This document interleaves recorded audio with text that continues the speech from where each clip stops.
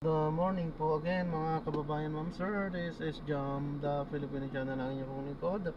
So today is October 25, 2025 at tayo ngayon ay papunta dito sa may Cardinal Santos Medical Center sa may Wilson Street, Green Hills, San Juan po yan.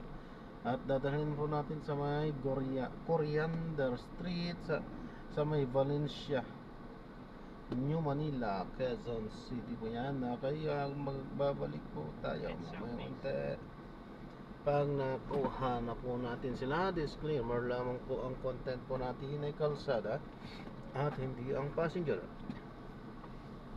Kaya nga naman, sakali man po na may marinig kayo mga pangalan ng lugar, pangalan ng tao, pangalan ng organizations, government or private man yan, ay wala pong kinalaman ang channel nito at wala pong pinapatungkulan. Lahat po ng pinag-uusapan dito ay pawang dito lamang po yan sa loob at wala pong pinapatungkulan sa labas. Sige po.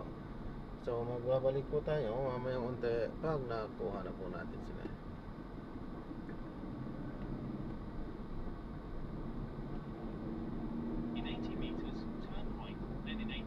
At samantalang tayo ay papunta doon, makinig tayo muna ng mga nagbabagong balita at mga talakayan. So yun naman yung pinagpapasalamat ko, sabi nga, Jerry Mutia, sa musika ni Buboy Salonga. Here's in Manila from October 23rd. Kapko mula sa kanila. Third, EGB Construction Corporation, High Tone Construction and Development Corporation. Dahil dito, may kapangyarihan ng DTI na suspindihin ang kanilang lisensya mapangangkat habang nagpapatuloy ang investigasyon. Ayon ng Trade Secretary Maria Cristina Roque, hindi nila ihahayag o hindi nila hahayaang ilagay sa alanganin ng mga kontratista ang kaligtasan at kalidad ng ating infrastruktura. May panibagong 8 construction firm ang nakatakda rin nila sampahan ng kaso. Senado, pinag-aaralan ng overcosting na lamang sa road projects ang babawasan. Detalye ng balitang yan mula kay Radyo Man Conde Bata. Pinag-aaralan ngayon ng Senate Committee on Finance na mga road projects na lamang ang bawasan ng 15 hanggang 20% sa halip na lahat ng proyektong pinapagawa ng DPWH. Ito ay matapos makita mula sa pagsusuri ng komite na may mga proyektong mas mababa at makatwira naman ang presyo ng mga materyales.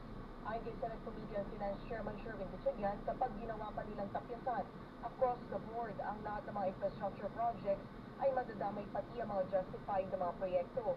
Isang opsyon na nakikita ng senador ay mga road projects na lamang ang bawasan dahil ito naman ang proyektong nakitaan na maraming overpricing. Samantala, nilinaw naman ni Gatchalian na ang 348 billion pesos sa posibleng matapyas o mabawasan sa budget ng DPWH ay posibleng depende pa sa mga isusumiting dokumento at magiging paliwanag ng ahensya sa darating na Lunes. Kasama mo sa DZXL RMN Manila, Radyo Man Conde Bata, Tatak RMN. Binatiko si Kamagkagawa Party List Representative Elijah Eli San Fernando ang pagtanggi ng Independent Commission for Infrastructure na ilabas ang records ng mga nagdaang pagpili nito. Ayon kay San Fernando, ang pagpili ng ITI ng mga namagsikreto sa publiko sa halip na isulong ang transparency at pananalitin ay senyales ng cover-up o may pinagtatakpan. Punto ni San Fernando, bakit ang daming palusot at hirap ang ITI na ipakita sa publiko ang proceedings nila gayon hindi naman magkompromiso o makukompromiso ang investigasyon nito ukol sa maanumalyang flood control project. Hamon ni San Fernando sa ITI, kung wala itong pinoprotektahan ay buksan na nito sa publiko ang lahat ng mga records at hearing. Ayon pa kay San Fernando, kung hindi ito magagawa ng ITI, ay mabuti pang umalis na ito dahil dagdag gastos lang sa mga manggagawa at ordinaryong Pilipino ang operasyon ng isang walang kwentang opisina gaya ng ITI.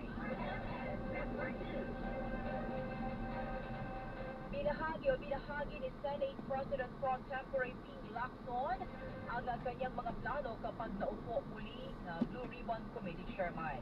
Sa kanyang social media account, Sinabi ni Lacson na kapag nahalal siya muli sa posisyon sa pagbabalik ng sesyon sa November 10, ay tutuloy itong ang pagdating sa maanumalyang flood control project sa November 14. Upang mapabilis sa pagsasampa ng kaso sa mga politiko, opisyal ng DPWH at kontratista, iimbitahan ng senador ang isang very important witness patungkol sa issue. Plano rin padaluhin ang dating security aide ni dating Ako People Party List Representative Saldico at naging technical surgeon Orly Gutesa para maliwanagan ang publiko sa kanyang sinumpaang salaysay. Si Gutesa ang nagturo kay former House Speaker Martin Romualdez bilang isa sa mga sangkot sa flood control project anomaly at sinasabing isa sa mga recipient ng mga maletang naglalaman ng limpak na pera. Director level ang sweldong natatanggap ng mga bagong tauhan ng Office of the Ombudsman sa ilalim ng dating Ombudsman Samuel Martires.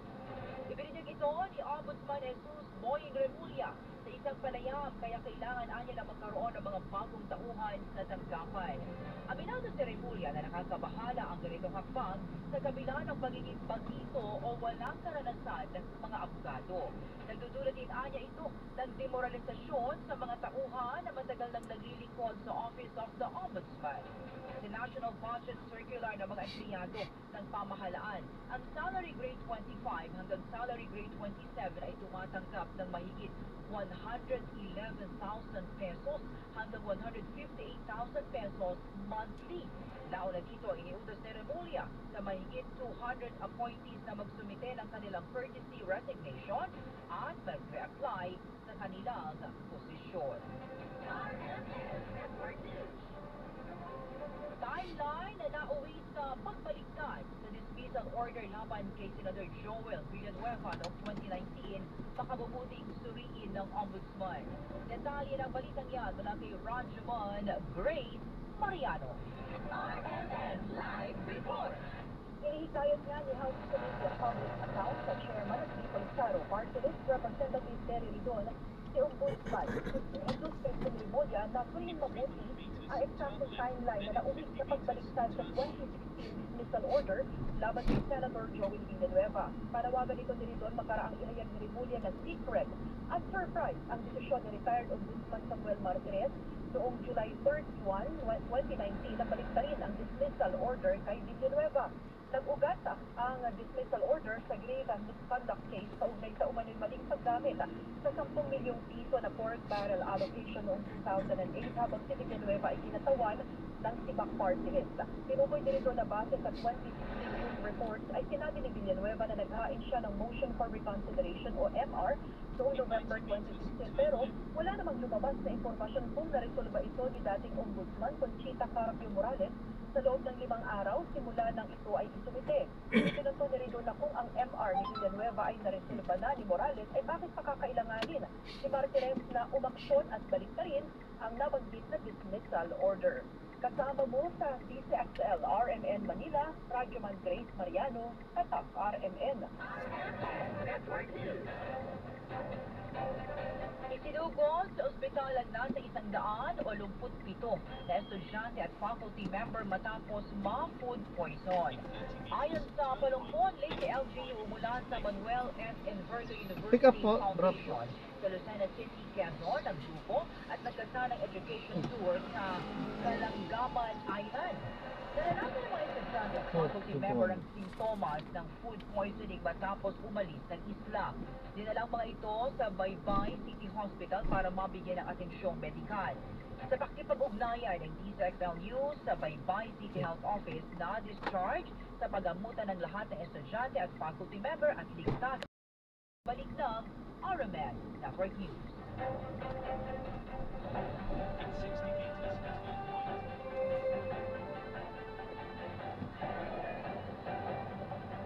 Buntag Pilipinas sa ito po sa Foreign Nationals ang kasama sa mga naaresto ng mga otoridad Commission on Elections Dangangampan.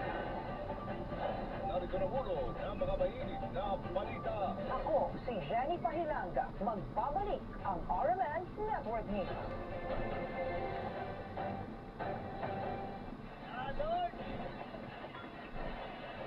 Sa panahon ng sakuna, ang kaalaman at kahandaan ang ating sandata. Narito ang mga paalala upang maging ligtas sa panahon ng lindol.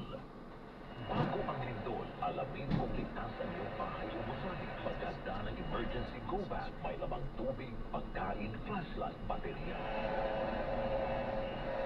Hindi na makalimutan.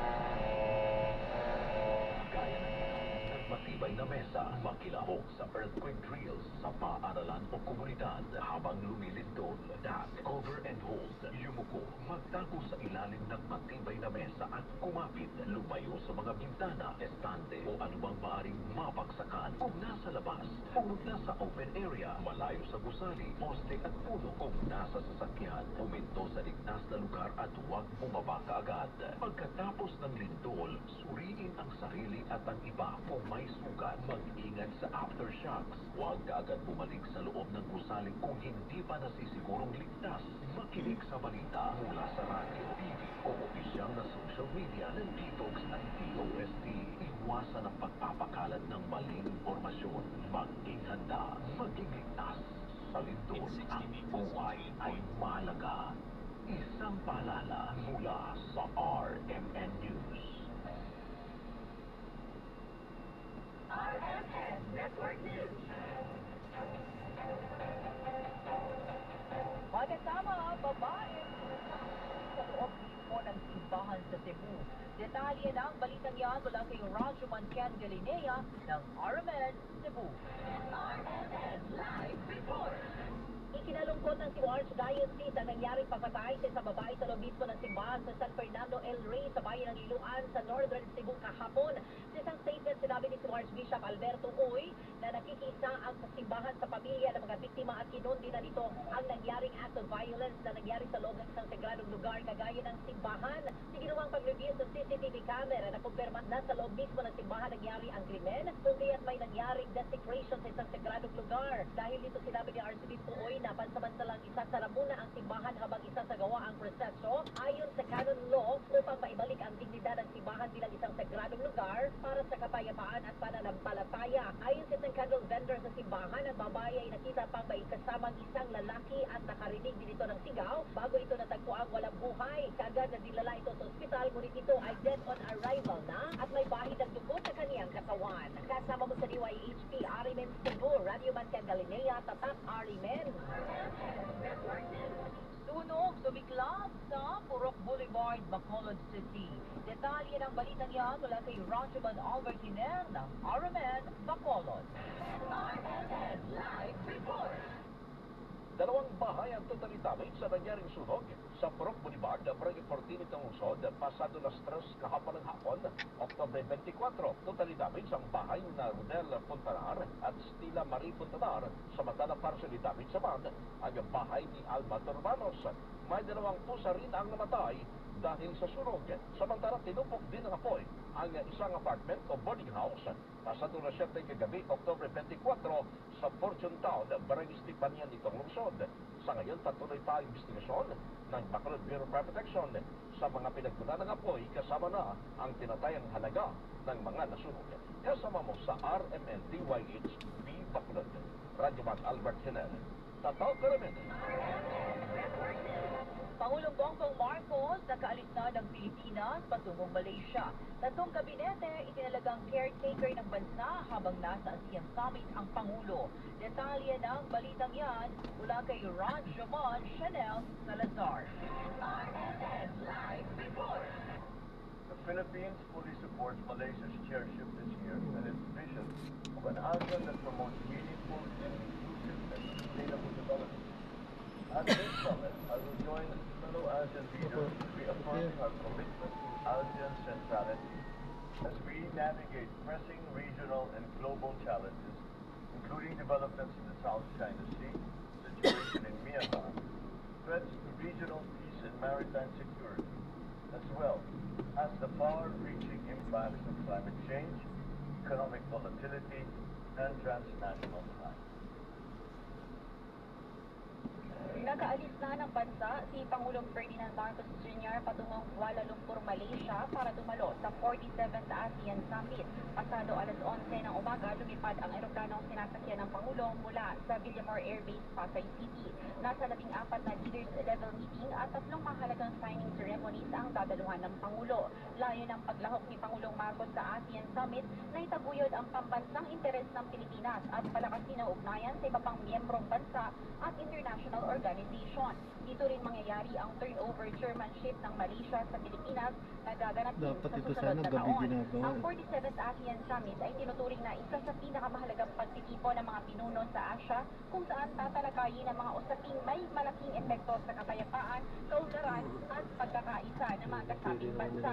Ayon sa Presidential Communications Office, habang wala ang Pangulo, magsisilbing caretaker ng bansa sina Executive Secretary Lucas Bersamin, CAR Secretary Conrado Estrella at DepEd Secretary Sani Angara. Inaasahang babalik naman ng Pilipinas ng Pangulo sa Martes, October 28 ng gabi.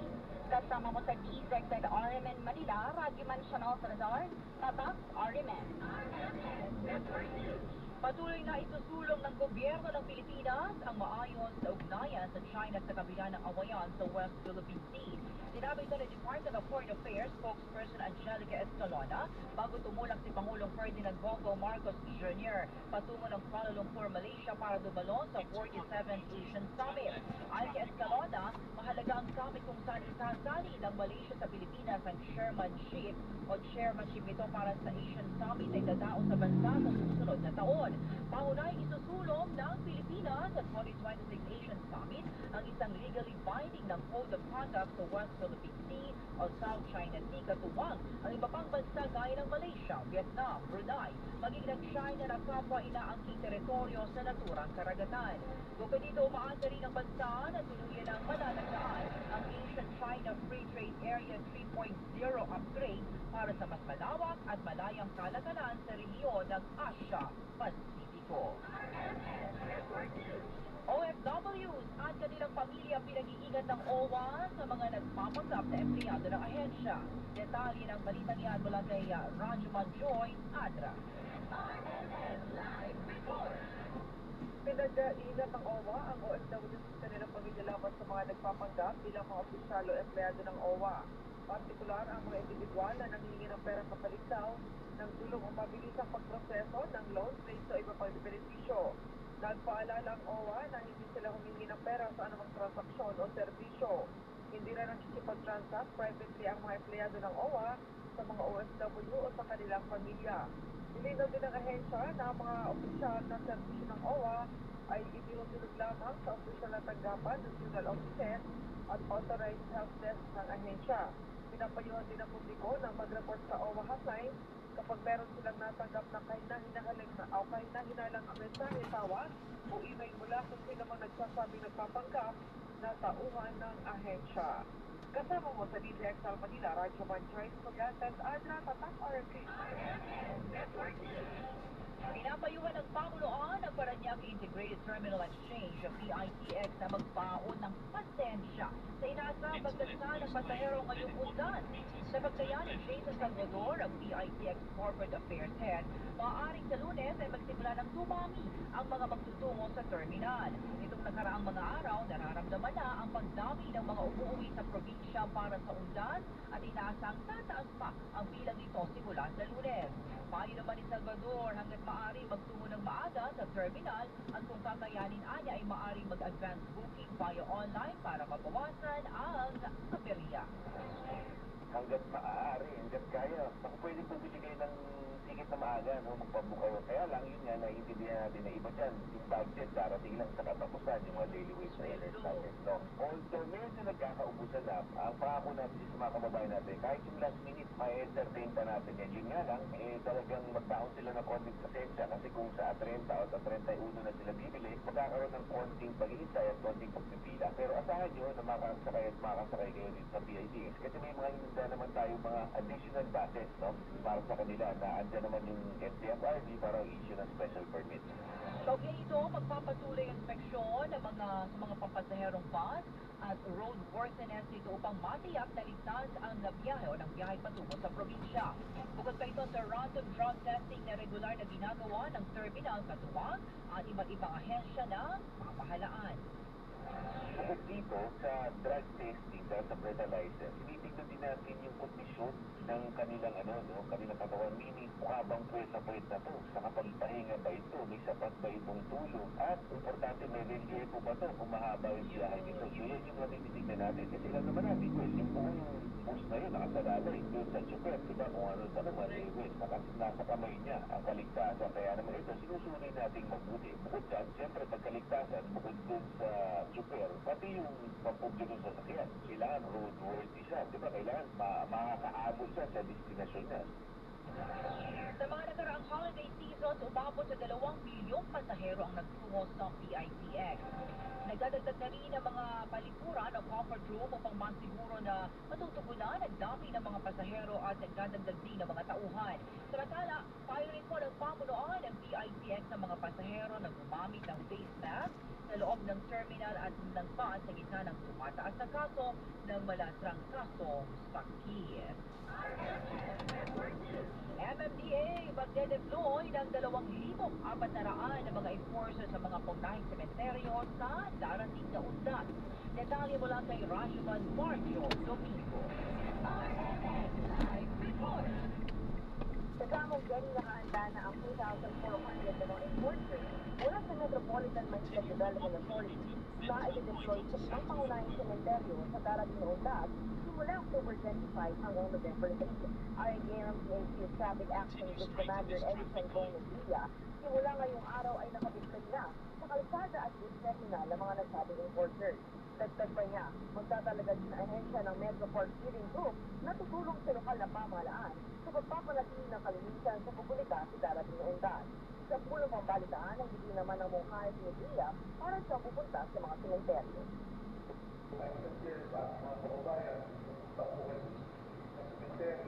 Kahit check the website ng local government nasa police cemetery para malaman po yung traffic around nila at saan kayo maaari mag-park. Samantala, kaugnay ng MTA sa North Luzon Expressway, South Luzon Expressway at Cavite Laguna Expressway sa magiging daloy ng trapiko ng mga palabas at pabalik ng mga sasakyan. Bukod dito ay nakaugnay na din ang ahensya sa Philippine National Police at Highway Patrol Group para sa seguridad at traffic management sa kalsada at mga sementeryo. Magtatayo din ng MMDA ng mga emergency committee kung saan magtatalaga ng mga ambulansya sa paligid ng mga paunahing sementeryo para mag-assist sa trapiko at aksidente sa lugar. Sa Solo, sa Central Aramen ng Manila, Rashman Marjo Domingo, Talk Orient. Magkasama, patuloy ang pamamayagpag ng DYHP RMN Cebu matapos na manatili bilang overall number 1 radio station sa Cebu City. Batay sa third quarter 2025 ABB Qatar survey, namuna ang DYHP RMN Cebu sa lahat ng AM stations na may 82% market share at sa lahat ng radio stations na merong 38% market share. Habang number 2 pa rin ang 93.9 IFM station sa lahat ng FM radio stations sa Cebu na may 9% market share. Sa kabuuan, may 43% market share ang RMN at IFM Cebu dahilan para manatiling dominant radio network sa buong bansa. Nagpabot naman ang pasasalamat si Atty. Rafael Manioc, Station Manager ng DYHP RMN Cebu, at sinasabing ang pangunguna ng istasyon ay patunay na epektibong paghahatid at maasahang mga balita at public service sa lahat ng radyoman ng RMN at IFM Cebu, lalo na tuwing may kalamidad gaya ng nagdaang lindol.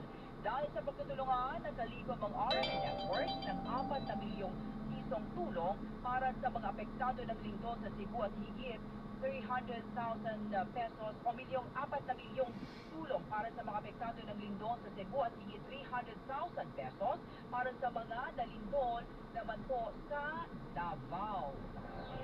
I would like to express my heartfelt gratitude for another milestone that our station DYHP RMN Cebu has achieved, being ranked as the overall number 1 radio station here in Cebu. First of all, we thank God for His blessings and guidance. To the top management of RMN, daghang salamat for your unwavering support. Ug labaw sa tanan, to our loyal listeners and social media followers. Daghang salamat kaninyong tanan.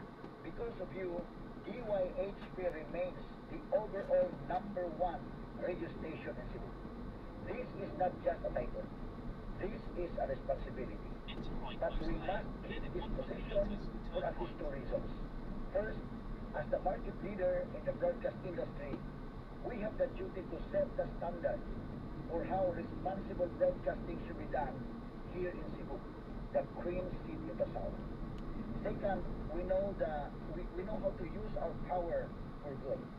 Just like in our relief campaign for the earthquake victims of both Northern Cebu and Davao, where we continue to help those in need.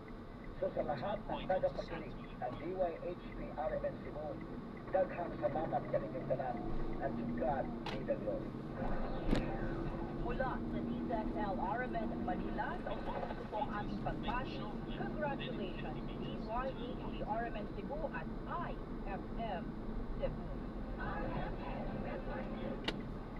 Tricycle driver patay matapos umangga sa isang van. Detalye ng balitang yan na kay Idol Lawrence Martinez. Dito po sa loob? Sa Opo. IFM Sabi ko lang din po yun. Sige. Labis na nagdadalamhati ang pamilya ng namatay na tricycle driver sa San Nicolas de Ilocos Norte matapos na ito ay sangkot sa nakakatindig balahibong aksidente sa nasabing bayan. Ayon sa report ng Philippine National Police ay papuntang silangan ng direksyon ng tricycle driver habang ang van nakasangkot din sa aksidente ay papuntang kandulang direksyon ng nakulan ng kontrol sa Manibela ang tricycle at bumangga ito sa kasalubong na van. Dahil dito ay nasamo ng madaming sugat sa katawan ang tricycle driver at idineklarang dead on arrival habang walang tinamong sugat ang driver ng van at ng paginante nito. Sa ngayon ay hindi pa matanggap ng ama ng biktima na si Mr. Esteban Aguada ang nangyari sa kanyang anak. Sa ngayon ay iniimbestigahan pa ng Philippine National Police ang nangyaring insidente. Kasama mo, mula dito sa IFM Lawas, Idol Lawrence Martinez, Tatak, RMN. Kasama balita tayo sa ibayong dagat, pumanaw na sa edad na 93 ang ina ni Thailand King Vajiralongkorn na si Queen Sigrid. Ayon sa Thai Royal Household Bureau, payapang na maanak ang reyna sa Bangkok Hospital alas 10:21 kagabi oras sa Pilipinas. Simula 2019, labas-pasok na sa ospital si Queen Sigrid dahil bilang karamdaman sa bilang dito ang blood infection noong nakaraang buwan. Agad na mga Babalik din po. Salamat po. Vajiralongkorn ang royal funeral para sa ina sa Grand Palace Lucid Throne Hall. Ayan, so na-drop na natin sila. So maraming salamat po sa panonood hanggang sa muli. Ingat. God bless. Paalam po.